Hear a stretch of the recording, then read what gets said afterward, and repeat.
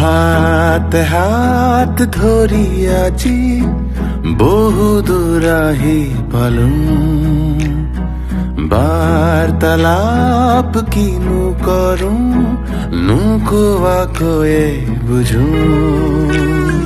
জীৱনৰ আবেলি বুকুতেই বান্ধি আবেগৰ টোপোলাবোৰ ভাগৰি পৰিলেও খামুচি ধৰিম। আজিও দেখো আমি নতুন, হাতে হাত ধৰি আজি বহু দূৰ আহি পালো। বাৰ্তালাপ কিনো কৰো নোকোৱাকৈয়ে বুঝো।